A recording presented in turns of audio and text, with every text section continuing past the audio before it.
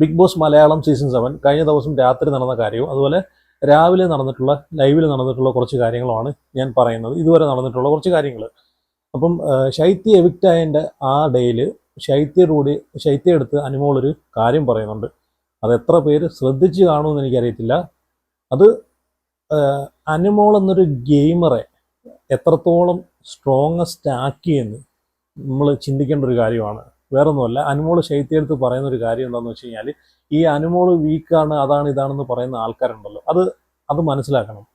ഇപ്പോൾ അനുമോൾ എത്രത്തോളം സ്ട്രോങ് ആയിട്ടുള്ളൊരു പ്ലെയറായി വന്നു എന്ന് മനസ്സിലാക്കാനുള്ളൊരു കാര്യമാണ് ശൈത്യടുത്ത് പറഞ്ഞത്. എന്താ അറിയോ, നീ കാരണം ഞാൻ കുറേ കാര്യങ്ങൾ ഞാൻ പഠിച്ചു.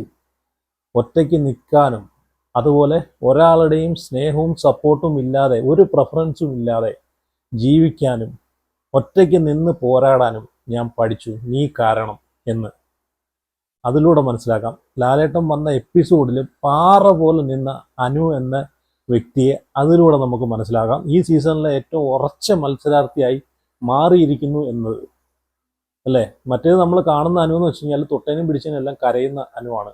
പിന്നെ സ്വാഭാവികമായിട്ട് കരച്ചിൽ എല്ലാവർക്കും വരൂടെ. ഒരു മനുഷ്യനെന്ന നിലയ്ക്ക് ഒരു പരിധിയുണ്ട്. അത് കഴിഞ്ഞ് കഴിഞ്ഞാൽ എല്ലാവർക്കും സങ്കടങ്ങളും എല്ലാം വികാരങ്ങളും ഉള്ള മനുഷ്യരെന്ന് പറഞ്ഞാൽ ഇതെല്ലാം ഉൾപ്പെടുന്നതാണ്. പക്ഷേ അനു അതിൽ നിന്നൊക്കെ ഒരുപാട് മാറിയിട്ടുണ്ട്. അതാണ് ലാലേട്ടൻ വന്ന് അത്രയും ഫയർ ചെയ്തിട്ട് പോലും, അത്രയും ലാലേട്ടൻ വിറപ്പിച്ചിട്ട് പോലും പിടിച്ചു നിന്നൊരു വ്യക്തിയാണ്. കരയാതെ, ഒരു കണ്ണുനീര് പോലും വരാതെ പറഞ്ഞ വാക്കിൽ നിലപാടിൽ ഉറച്ചു നിന്ന്. കഴിഞ്ഞ സീസണിൽ സിബിൻ പോലും മുട്ടിടിച്ച് മുള്ളിയിട്ടാണ് ലാലേട്ടൻ വന്ന് വിറപ്പിച്ചപ്പോഴത്തേക്ക് മുള്ളിപ്പോയ അവസ്ഥയാണ് നമ്മൾ കണ്ടത് അല്ലേ. ആ രീതി എന്ന് വെച്ചാൽ അത്രയ്ക്കും ദേഷ്യമായിരുന്നു ലാലേട്ടൻ്റെ ഭാഗത്തു നിന്ന് വന്നത്. എന്നിട്ടും അനുമോള് പിടിച്ചിരിക്കണമെങ്കിൽ അനുമോള് പവർഫുള്ളായിട്ടുള്ളൊരു മത്സരാർത്ഥിയായി കഴിഞ്ഞു എന്ന് വേണമെങ്കിൽ പറയാം കേട്ടോ. ഇനി വല്ല വൈൽഡ് കാർഡായിട്ട് ആരെങ്കിലും ഇപ്പം നിലവിൽ ബിഗ് ബോസ് വീട്ടിൽ നിൽക്കുന്ന ആരുമായിട്ടും അനുമോളുമായിട്ട് ഏറ്റുമുട്ടാൻ ഒരാൾക്കും അവിടെ ഇതില്ല. വെളിയിൽ നിന്ന് പുതുതായിട്ട് വൈൽഡ് കാർഡിൽ ആരെങ്കിലും കയറി വന്നാലേ ഉള്ളൂ. ഇതൊക്കെ കഴിഞ്ഞിട്ട് ലാലേട്ടൻ്റെ എപ്പിസോഡെല്ലാം കഴിഞ്ഞിട്ട് രാത്രി അനുമോള് പ്രവീണിൻ്റെ അടുത്ത് കുറച്ച് കാര്യങ്ങൾ പറയുന്നുണ്ട്. അപ്പോൾ അനുമോള് ചിന്തിക്കുന്നത് എന്താണെന്ന് വെച്ച് കഴിഞ്ഞാൽ, ഇപ്പം ഇങ്ങനെയൊക്കെ വിഷയങ്ങൾ വെളിയിൽ പോയല്ലോ, അപ്പോൾ ലാലേട്ടൻ ഇത്രയും ചൂടാവണമെങ്കിൽ പുറത്ത് ഇത് എന്തൊക്കെയോ നല്ല രീതിയിൽ ഇതൊക്കെ ചർച്ചയായിട്ടുണ്ട്. അനുമോള് ചിന്തിച്ച് വെച്ചേക്കുന്നതെന്ന് വെച്ച് കഴിഞ്ഞാൽ, അനുമോള് വെളിയിൽ നെഗറ്റീവാണ്. കാരണം ലാലേട്ടൻ ഇത്രയും ചൂടായത് അതുകൊണ്ടാണ്. അപ്പോൾ എന്നിട്ടും നെഗറ്റീവ് ആണെന്ന് അറിഞ്ഞിട്ടും പുള്ളിക്കാരി ഓൾറെഡി ഇത് അനുവിന് അറിയാം. ഇത് പറഞ്ഞു കഴിഞ്ഞാൽ, ഇതിൽ തന്നെ ഉറച്ചു നിന്ന് കഴിഞ്ഞാൽ വെളിയിൽ നല്ല രീതിയിൽ ഇത് പോകുമെന്നറിയാം. എന്നിട്ടും നിലപാടിൽ ഉറച്ചു നിൽക്കണമെങ്കിൽ അനു പറഞ്ഞത് ശരിയായിട്ടുള്ള സത്യമായിട്ടുള്ള കാര്യം തന്നെയാണ്. തല പോയാലും പുള്ളിക്കാരി കള്ളം പറയത്തില്ലെന്ന് പുള്ളിക്കാരി പറഞ്ഞിട്ടുണ്ടായിരുന്നു. അതായിരിക്കണം നിലപാട്. അല്ലെങ്കിൽ നമ്മളെ ഒരു നേട്ടത്തിന് വേണ്ടിയിട്ട് നമ്മൾ കള്ളം പറയേണ്ട കാര്യമില്ല. ഇവിടെ അനുവിന് അറിയായിരുന്നു, ഒന്നെങ്കിൽ ഇത് ഷോയിൽ നിന്ന് പുറത്താവും. എന്നിരുന്നാൽ തന്നെയും കള്ളം പറയേണ്ട ഒരു കാര്യമില്ലെന്ന് അനു നല്ലതുപോലെ മനസ്സിലാക്കിയിട്ട് മാത്രമാണ് അവിടെ സംസാരിച്ചത്. അതാണ്, അങ്ങനെ വേണം. തല പോയാലും നമ്മൾ കള്ളം പറയും.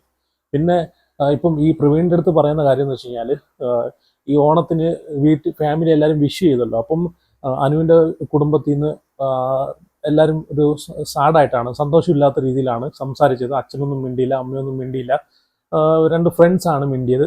അപ്പം ഈ ഒരു വിഷയം അവരെ നല്ല രീതിയിൽ അവർക്ക് ബുദ്ധിമുട്ടുണ്ടാക്കി എന്നുള്ള രീതിയിലാണ് അനു പ്രവീണിൻ്റെ അടുത്ത് പറയുന്നത്. അപ്പോൾ പ്രവീൺ ഇതിനെ പറ്റിയിട്ട് കാര്യമായിട്ടൊന്നും പറയുന്നില്ല.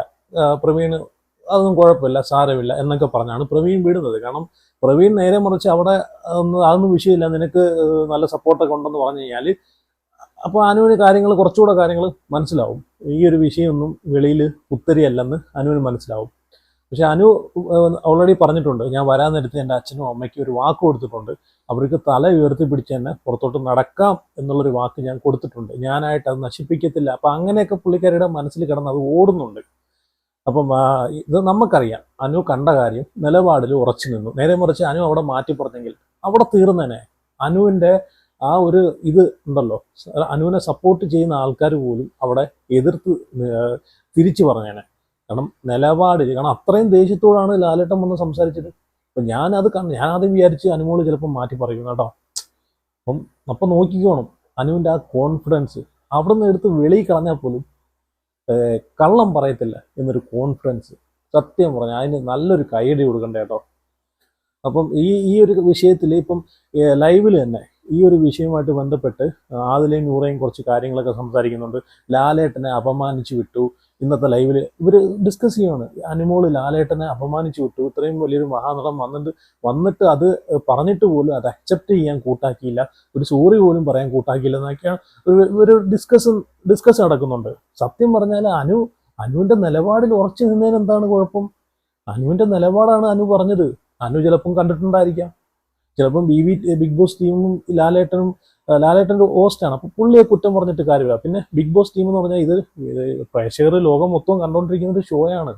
ഇവിടെ ഇങ്ങനെ ഒരു കാര്യം നടന്നിട്ടുണ്ടെന്ന് പറയുമ്പോഴത്തേക്ക് ആ ഒരു ഷോയുടെ ക്രെഡിബിലിറ്റി റെപ്യൂട്ടേഷനെയൊക്കെ ബാധിക്കും. അപ്പോൾ അവർക്ക് അത് നോക്കിയേ പറ്റൂ. അതുമാത്രമല്ല, ഈ രണ്ട് വ്യക്തികളെ ലൈഫ് പുറത്ത് അതും സ്പോയിലായി പോകും. ബിഗ് ബോസിൽ വന്നിട്ട് ഇവരെ ലൈഫ് ഇതുപോലെ സ്പോയിലായി പോയി കഴിഞ്ഞാൽ പിന്നെ ഈ ഷോ മുമ്പോട്ട് കൊണ്ടുപോകണം. ബിഗ് ബോസ് ടീമിന് അതും വേണം. അപ്പം ഇവിടെ ലാലേട്ടനെയും കുറ്റം പറയാൻ പറ്റത്തില്ല, ബിഗ് ബോസ് ടീമിനെയും കുറ്റം. ഇങ്ങനെ ഒരു സിറ്റുവേഷൻ വരുമ്പോൾ ഇത് ഇങ്ങനെ ഹാൻഡിൽ ചെയ്യാൻ പറ്റൂ, ഇങ്ങനെ തന്നെ ഹാൻഡിൽ ചെയ്യാൻ പറ്റൂ. അല്ലാതെ ഇത്രയും ലക്ഷക്കണക്കിന് പ്രേക്ഷകർ കണ്ടുകൊണ്ടിരിക്കുന്ന ഒരു ഷോയിൽ വന്നിട്ട് അനുമോള് പറഞ്ഞിട്ടുള്ളത് അക്സെപ്റ്റ് ചെയ്ത് ക്യാമറയും വിഷയം എല്ലാം ഇട്ട് കാണിച്ചു കൊടുത്താലേ ആ ഷോയെ അത് നല്ല രീതിയിൽ ബാധിക്കും. ഇവിടെ മാക്സിമം ബിഗ് ബോസ് ടീം ഇവിടെ ഉള്ള ആൾക്കാരെ കണ്ടസ്റ്റൻസിനെല്ലാം മാക്സിമം നല്ല രീതിയിൽ സപ്പോർട്ട് ചെയ്യുന്നുണ്ട് പല കാര്യത്തിലും. ഇപ്പം തന്നെ ശൈത്യ എവിക്റ്റായ എപ്പിസോഡിൽ തന്നെ നല്ല രീതിയിൽ ശൈത്യയെ സപ്പോർട്ട് ചെയ്യുന്നുണ്ട്. എന്ന് വെച്ച് കഴിഞ്ഞാൽ ശൈത്യ അങ്ങനെയെങ്കിലും ആ പുള്ളിക്കാരിയുടെ നെഗറ്റീവ് ഒന്ന് മാറട്ടെ എന്ന് വിചാരിച്ചിട്ടെങ്കിലും അവർക്കൊരു ചാൻസ് കൊടുക്കുന്നു. കൺഫെൻഷൻ റൂമിൽ ചെന്നിട്ട് അനുവും നിങ്ങൾ തമ്മിൽ സംസാരിച്ച് ക്ലിയർ ആക്കും. അല്ല, ഒരു എവിക്ഷൻ അങ്ങനെയല്ല നടക്കുന്നത്. ഇവിടെ ബിഗ് ബോസ് ടീമിന് അറിയാം ശൈത്യ ഉറപ്പായിട്ട് പുറത്തു പോവാണ്. അപ്പം ശൈത്യക്ക് ഉണ്ടായിട്ടുള്ളൊരു നെഗറ്റീവ് അത് സംസാരിച്ച് ക്ലിയർ ആക്കാൻ ഒരു ചാൻസ് അവർ ബിഗ് ബോസ് ടീം കൊടുത്തു. അതിന് ശൈത്യ ബിഗ് ബോസ് ടീമിനെ അപ്രീഷിയേറ്റ് നന്ദിയാണ് ശൈത്യ ബിഗ് ബോസ് ടീമിനോട് പറയേണ്ടത്. പക്ഷേ എന്നിട്ടും ശൈത്യ അത് ഉപകാരപ്പെടുത്തിയില്ല കേട്ടോ. അനുമോളെടുത്തൊരു സോറി പറഞ്ഞു, ഇതൊരു ഗെയിം ആയതുകൊണ്ട് നമ്മളിവിടെ ഇൻഡിവിജ്വലായിട്ട് കളിക്കാൻ വന്നില്ലേ, അതുകൊണ്ട് എനിക്ക് സംഭവിച്ചു പോയി, നിന്റെ കാര്യങ്ങളൊക്കെ ഞാൻ പറഞ്ഞു പോയി, ഇതിവിടെ തീർന്നു, ഇനി പുറത്ത് നമുക്ക് നല്ല ഫ്രണ്ട്സാണ്, ഇതൊരു ഗെയിമായിട്ട് തന്നെ വിടുക എന്നൊക്കെ പറഞ്ഞു വിട്ടായിരുന്നെങ്കിൽ കുഴപ്പമില്ല. ഇത് ലാലേട്ടൻ്റെ അടുത്ത് വന്നിട്ട് ശൈത്യം എന്താണ് പറഞ്ഞത്? ഞാൻ അനുമോളെ നിഴലായിട്ട് നിന്നുകൊണ്ടാണ് ഞാൻ ഔട്ടായത്, പിന്നെയാണ് എനിക്ക് മനസ്സിലായത്. അതുപോലെ വെളിയിറങ്ങി കഴിഞ്ഞിട്ടും ഓൺലൈൻ മീഡിയാസിന് കൊടുത്ത ഇതിലും ശൈത്യം പറഞ്ഞു കേട്ടില്ലേ, അത് അനു ആരാണെന്ന് പിന്നെ മനസ്സിലാവും എന്നൊക്കെ പറഞ്ഞിട്ട്. അപ്പോൾ ബിഗ് ബോസ് ടീം മാക്സിമം അവിടത്തുള്ള കണ്ടസ്റ്റൻസിനെ നല്ല രീതിയിൽ കെയർ ചെയ്യുന്നുണ്ട്. അത് കെയർ ചെയ്തേ പറ്റൂ. അപ്പോൾ ഈ കാര്യത്തിൽ നമുക്ക് ബിഗ് ബോസ് ടീമിനെയോ അല്ലെങ്കിൽ ലാലേട്ടനെയോ കുറ്റം പറയാൻ പറ്റത്തില്ല. ഇതെല്ലാവരും കണ്ടുകൊണ്ടിരിക്കുന്ന ഒരു ഷോയാണ്. ഇപ്പം ഇങ്ങനെയൊക്കെ സംഭവിച്ചു കഴിഞ്ഞാൽ പലയിടത്തുനിന്നും പല രീതിയിലൊക്കെ പരാതികൾ പോവും. അപ്പം അതും അവർക്ക് നോക്കിയേ പറ്റും. ബിഗ് ബോസ് ടീമിനെയൊന്നും ഒരു കാരണവശാലും കുറ്റം പറയാൻ പറ്റത്തില്ല. അപ്പോൾ ഇത് നമ്മൾ ആ ഒരു രീതി കൂടെ ചിന്തിക്കണം. അപ്പം എന്തായാലും ലൈവിൽ ഇവർ ഇങ്ങനൊരു കാര്യങ്ങളൊക്കെ ഡിസ്കസ് ചെയ്യുന്നുണ്ട്. അപ്പം ഈ അനുമോള് ശൈത്യയെ കെട്ടിപ്പിടിച്ച് കരയുന്ന സമയത്ത് ആദിലയുടെയും നൂറയുടെയും കാര്യം പറയുന്നുണ്ട്. ആദിലയും നൂറയും ഇവർ കൂടെ നിന്നിട്ട് കാലുവാരിയ പരിപാടി, ഇവർക്ക് പിന്നെ അത് മനസ്സിലാവും, ഞാൻ എന്താണെന്ന് പിന്നെ മനസ്സിലാവുമെന്ന് അനുമോള് പറയുന്നുണ്ട്. അപ്പം അത്രയും ഈ കെട്ടിപ്പിടിച്ച് ഇത്രയും കാര്യങ്ങൾ പറഞ്ഞിട്ട് പോലും ഈ ശൈത്യക്ക് ഇതൊന്നും മനസ്സിലായിട്ടില്ല. അത് മനസ്സിലാവത്തില്ല. ഇനി ഇറങ്ങി ഫുൾ എപ്പിസോഡെല്ലാം ഒന്നേന്ന് കുത്തിയിരുന്ന് കാണുമ്പോൾ മനസ്സിലാവും. ഇപ്പോൾ ഓൾറെഡി ഇപ്പം മനസ്സിലായി കാണും, ഇപ്പോൾ അവർ പുറത്താണല്ലോ. ഞാൻ ഈ നൂറയും ആദിലയും നല്ല ഗെയിമേഴ്സ് ആണെന്നാണ് ഞാൻ കരുതിയത് കേട്ടോ. പക്ഷെ അതൊക്കെ എൻ്റെ ആ ഒരു ഇത് മാറി, ആ ഒരു കൺസെപ്റ്റ് മാറി. 2 ദിവസം മുമ്പാണ് ഇവർ രണ്ടിനോടും എനിക്ക് സത്യം പറഞ്ഞ ഇവർ ഗെയിമറും അല്ല, ഒരു മണ്ണാങ്കട്ടയല്ലെന്ന് എനിക്ക് മനസ്സിലായത്. സംഭവം എന്താണെന്ന് വെച്ച് കഴിഞ്ഞാൽ ഇപ്പം ശൈത്യ എവിക്റ്റ് ആവുന്നതിന് 2 ദിവസം മുമ്പ് അനുമോളുടെ ഫുള്ള് കാര്യങ്ങളും ഈ ആദില ഇരുന്ന് ശൈത്യ എടുത്ത് പറഞ്ഞു കൊടുക്കുന്ന ലൈവിനകത്ത് നമ്മളെല്ലാവരും കണ്ടതാണ്. എത്ര പേര് കണ്ടു കാണുമെന്ന് എനിക്കറിയത്തില്ല. കണ്ടിട്ടുണ്ടോ ആരെങ്കിലും ഉണ്ടെങ്കിൽ ഒന്ന് കമന്റ് ഇട്ടേക്കണേ. ഈ ആദിലയും നൂറ എന്താണ് പറയുന്നത്? ആദില എന്താണ് പറയുന്നത്? നമ്മൾ പുറകിൽ കൂടെ കളിച്ചിട്ടില്ല, പറയാനുള്ളതല്ല, മുമ്പിൽ നിന്ന് സംസാരിച്ചിട്ടേ ഉള്ളെന്ന് അനുമോളെടുത്ത് പറഞ്ഞിട്ടുണ്ടായിരുന്നു. എന്നിട്ട് ഇവർ ചെയ്യുന്ന എന്താണ്? ഇവരിപ്പം ചെയ്തുകൊണ്ടിരിക്കുന്നത് പുറവേ നിന്ന് കാര്യങ്ങളൊക്കെ പുറകിൽ കൂടെ ചെന്ന് അവിടെ എവിടെയും പറയുന്ന പരിപാടിയാണ് ഇപ്പോൾ ഇവർ ചെയ്യുന്നത്. ഇന്നത്തെ നോമിനേഷൻ തന്നെ എടുത്തു നോക്കിക്കഴിഞ്ഞാൽ മനസ്സിലാവും. രാവിലെ ഇവർ രണ്ടും ഇരുന്നിട്ട് നോമിനേഷനിലെ കാര്യങ്ങളൊക്കെ ഡിസ്കസ് ചെയ്യുന്നു, ആരെ നോമിനേറ്റ് ചെയ്യണം എന്നൊക്കെ ഈ ആദില നൂറാക്ക് പറഞ്ഞു കൊടുക്കുവാണ്. ഇവർ ഓൾറെഡി ബിഗ് ബോസ് പറഞ്ഞിട്ടുണ്ട്, ഇവർ ഇനി ഒരു പ്ലെയർ അല്ല, ഇവർ 2 മത്സരാർത്ഥികളാണ് എന്ന് പറഞ്ഞിട്ടുണ്ടായിരുന്നു. ഇൻഡിവിജ്വലായിട്ട് കളിക്കണമെന്ന് പറഞ്ഞിട്ടുണ്ടായിരുന്നു. എന്നിട്ടും ഇവരിരുന്നിട്ട് ഓരോ കാര്യങ്ങൾ ഗ്രൂപ്പായിട്ട് ഡിസ്കസ് ചെയ്ത് ഇന്ന് നോമിനേഷനെ പറ്റിയിട്ട് ഗ്രൂപ്പായിട്ട് ഡിസ്കസ് ചെയ്തിട്ട് ആദില പറഞ്ഞു കൊടുക്കുവാ നൂറാക്കി, നീ ഇന്ന് ആരെയൊക്കെ നോമിനേഷൻ ചെയ്യണമെന്നൊക്കെ പറഞ്ഞു കൊടുക്കുവാണ്. ലൈവിൽ കണ്ട കാര്യമാണ്. പറഞ്ഞു കൊടുത്തിട്ട് അത് വെച്ചിട്ടാണ് ഇന്ന് നോമിനേറ്റ് ചെയ്തവർ ഓരോ ആൾക്കാരെ നോമിനേറ്റ് ചെയ്തത്. എന്തോന്നാണ് ചെയ്തത്? അതോടെ ഇവര് നൂറ ഭയങ്കര ഗെയിമറാണെന്ന് പറഞ്ഞ് കിടക്കുന്ന കുറെ കമന്റുകൾ ഞാൻ കണ്ടായിരുന്നു. ഇന്നത്തെ ലൈവോട് കൂടി അതെന്തായാലും മാറിക്കിട്ടി കാണും. അവർക്ക് ആ ഒരു ചിന്താഗതി മാറിക്കിട്ടി കാണും. പിന്നെ അനീഷിന്റെ ഒരു കാര്യം പറയാതിരിക്കാൻ പറ്റത്തില്ല കേട്ടോ. നോമിനേഷൻ ചെയ്യാൻ പറ്റാത്ത അവസ്ഥയിൽ ഇത്രയും സപ്പോർട്ടുള്ള ജനങ്ങൾ പിന്തുണയ്ക്കുന്ന അനുമോൾ ഓപ്പൺ നോമിനേഷനിൽ പേര് പറയാൻ കാണിച്ച അനീഷിന്റെ ചങ്കൂറ്റ മനസ്സ്. സത്യം പറഞ്ഞാൽ അനീഷ് ഇനി കരുക്കള് അനീഷിന്റെ ഗെയിം ഫുള്ള് മാറ്റിയിരിക്കുകയാണ്, അനുമോളുടെ അടുത്തോട്ട് നീക്കിയിരിക്കുകയാണ്. അനുമോളെ സപ്പോർട്ടല്ല അനീഷ് മനസ്സിലാക്കി കഴിഞ്ഞു. ഓപ്പൺ നോമിനേഷൻ എന്നാലും ഇത്രയും ചങ്കൂറ്റത്തോടെ അനുമോളെ പേര് പറയണമെങ്കിൽ ഒന്ന് ആലോചിച്ച് നോക്കിയേ.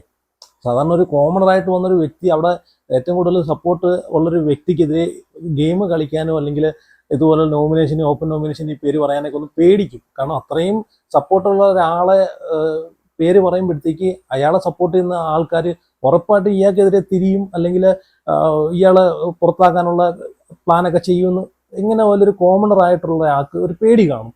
ആ പേടിയൊന്നും ഇല്ലാതെ ഓപ്പണായിട്ട് അങ്ങ് നോമിനേഷൻ ചെയ്തേക്കുവാണ് അനുമോളെ. എന്തായാലും അനീഷ് പൊളിച്ചു കേട്ടോ. ആ ഒരു കാര്യത്തിൽ അനീഷ് പൊളിച്ചു. കാരണം പക്ക ബി മെറ്റീരിയൽ എന്ന് വേണമെങ്കിൽ തന്നെ പറയാം അനീഷിന്റെ കാര്യത്തിൽ. അനീഷിന്റെ ഗെയിം പ്ലാനും എല്ലാം സൂപ്പറാണ്. അനീഷിന്റെ ഗെയിം എല്ലാം എനിക്ക് ഇഷ്ടമാണ് കേട്ടോ. പിന്നെ ഇത് ക്യാപ്റ്റൻസി ടാസ്കിൽ മികച്ച കളിക്കാരെന്നുള്ള രീതിയിൽ ബിന്നിയെ തിരഞ്ഞെടുത്തു. അപ്പം അഭിലാഷ് ഉണ്ടല്ലോ, ഇവിടെ ഒരു കളിയും ഇല്ല, വെറും വേസ്റ്റ് എന്നുള്ള രീതിയിൽ അതിന് ഒരു പ്രാപ്തിയല്ലെന്ന് പറഞ്ഞിട്ട് അഭിലാഷ് ഈ ബിന്നിയെ നോമിനേറ്റ് ചെയ്തു. അതെന്തായാലും നോമിനേഷനിൽ കൊണ്ടിട്ടത് എനിക്ക് എന്തായാലും ഇഷ്ടപ്പെട്ടു. അത് ഇഷ്ടപ്പെട്ടെന്ന് പറഞ്ഞാൽ ഇഷ്ടപ്പെട്ടു. അവിടെ ബിന്നിയൊക്കെ എന്തുവാണ് ചെയ്യുന്നത്? വിഷം ചീറ്റുന്നതല്ലാതെ അങ്ങോട്ടും ഇങ്ങോട്ടും പോയി ഒരു വിഷം ചീറ്റി കൊടുക്കുന്നതല്ലാതെ ഒരു കുന്തവും ചെയ്യുന്നില്ല. ആ ബിന്നിയാണ് പറയുന്നത് ഇത്രയും മികച്ച കളിക്കാരെന്ന് പറഞ്ഞിട്ട് ക്യാപ്റ്റൻസി മത്സരത്തിലോട്ട് ബിന്നിയെ പിടിച്ചങ്ങോട്ട് ഇടുക. ബിന്നി അവിടെ എന്താണ് ചെയ്യുന്നത്? എല്ലായിടത്തും പോയിട്ട് ഒരു വിഷം ചീറ്റി കൊടുക്കുകയാണ് ബിന്നി ചെയ്യുന്ന പരിപാടി. എന്നാലും അഭിലാഷ് ആ കാണിച്ചത് എനിക്കങ്ങ് ഇഷ്ടപ്പെട്ടു കേട്ടോ. ഇവിടെ ഒരു കളിയില്ലെന്ന് പറഞ്ഞിട്ട് ബിന്നിയെ നോമിനേഷൻ ചെയ്ത് പിടിച്ചങ്ങ് വിട്ട്. അപ്പോൾ ഇതിനൊക്കെ പറ്റിയിട്ട് നിങ്ങളുടെ അഭിപ്രായങ്ങളൊക്കെ ഉറപ്പായിട്ട് കമൻറ്റ് ചെയ്യുക. അതുപോലെ വീഡിയോ ലൈക്ക് ചെയ്യുക, ഷെയർ ചെയ്യുക, പിന്നെ ചാനൽ കൂടെ ഒന്ന് സബ്സ്ക്രൈബ് ചെയ്യുക. അപ്പം സീ യു.